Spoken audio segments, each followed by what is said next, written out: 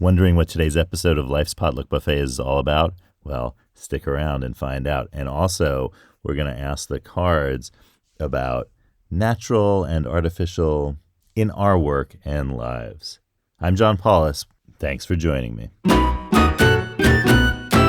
Today's story starts in 1938. A senator in the United States Senate from the state of New York named Royal Copeland, who was originally from Michigan and a homeopathic medical practitioner and had been president of the New York City Board of Health, where in 1918 he helped change the city laws so that landlords would be responsible for providing heat to tenants of apartments that the tenants rented.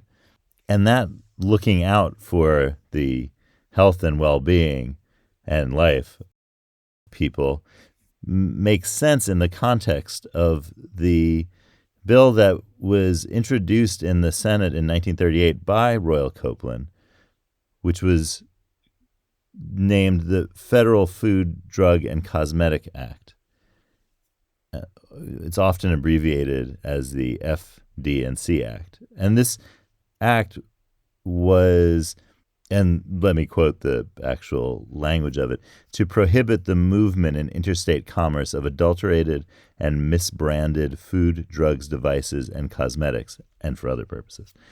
And this was when this was enacted and became and was signed into law, this became the basis for the protections that the Food and Drug Administration oversees in terms of foods and cosmetics and, well, drugs.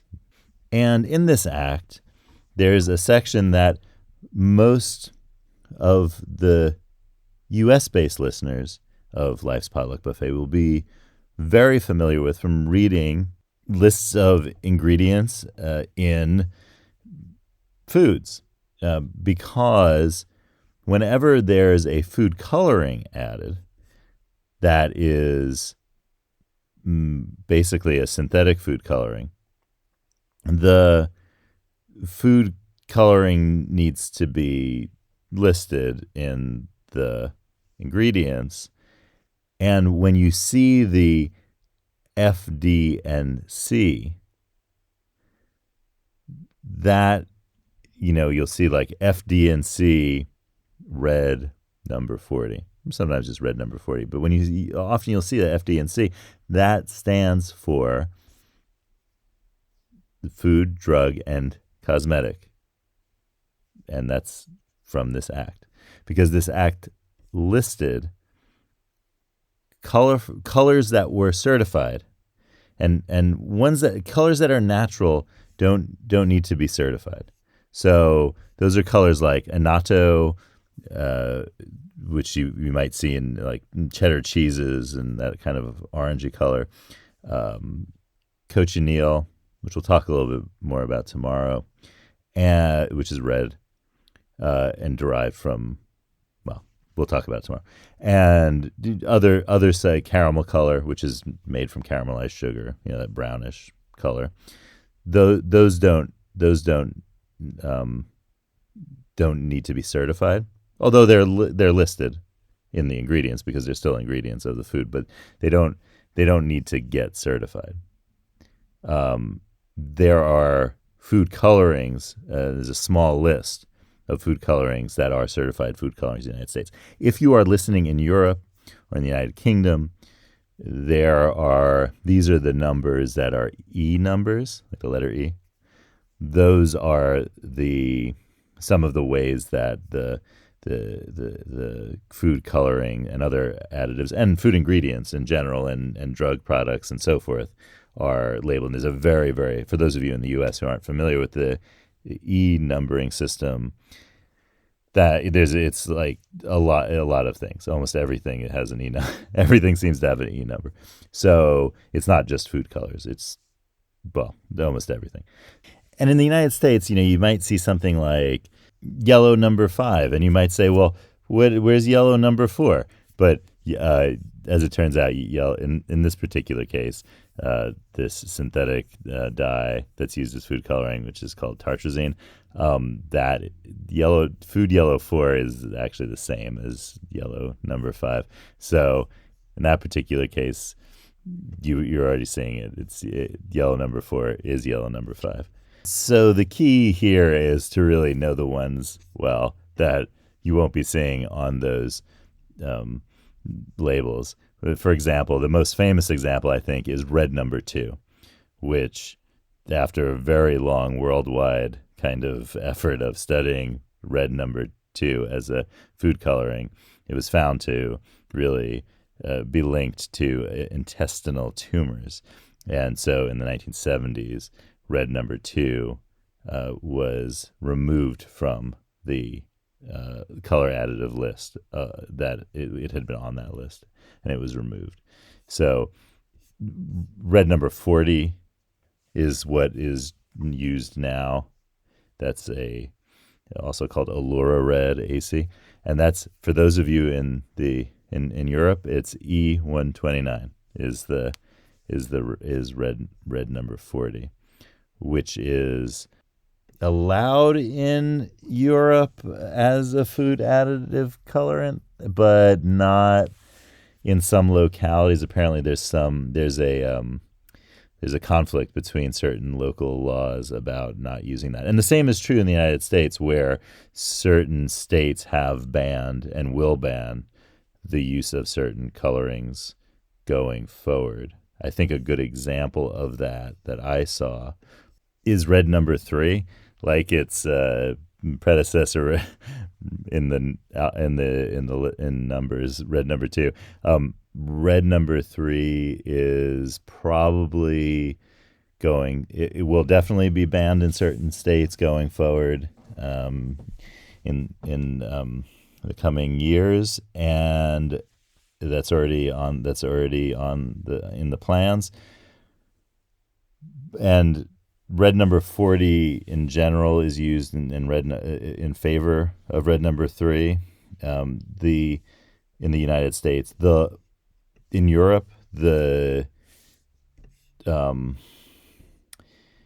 it's banned as a food additive, but it's allowed in processed cherries to create that color. And that's also in the U.S. This is something that used to be used to make the red color on pistachio shells. For some of you out there remember when pistachio shells used to be dyed in the U.S. and they were dyed red. And this was the color that was used for those back in the day. And so that red number 3 is probably going away. Already in the U.S., red number 3 is banned from cosmetics and anything you put on your skin. It's also the lake of red number 3 is banned in the United States. So a lake it's not just a body of water. A lake is a type of pigment, and it comes from a word which I'm going to talk about tomorrow that has a really interesting history. But basically, lakes, so lake of red number 3, which is not allowed in the United States in any use. The lake in terms of food, the lake is a pigment that has basically, nowadays, aluminum salts make the dye into a solid. That's, I guess, the easiest way to explain it. And a lot of lakes are allowed, like Lake of Red number 40, which would be used in any say drink that needs to look really red. You might, if you're going to use an artificial coloring, you might use that. Those lakes are used in.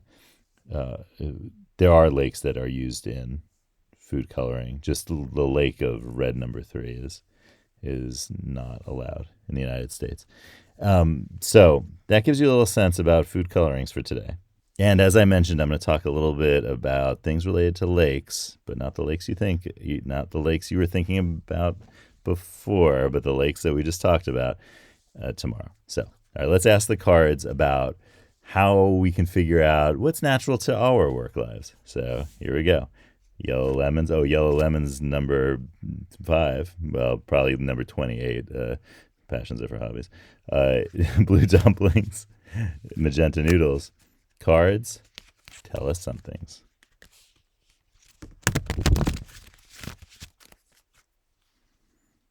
All right. Here we go. It's card 50. Consider one strength you have. What is your signature strength in any circumstance you find yourself? So think about that. What is your signature strength in any circumstance you find yourself? Now, apply that strength to every problem you encounter. Give yourself a secret title that reflects that strength and say it out loud. For myself today, I'm going to say the improviser, since that's what I do. That's how I do. So think about what your secret strength is and apply it to as many situations as you can to see how that works. And believe me, it's going to work really well. So that was card blue 50. I don't think there is a blue 50, but now there is. So there you have it. Have a great day, and I'll see you tomorrow on Life's Potluck Buffet.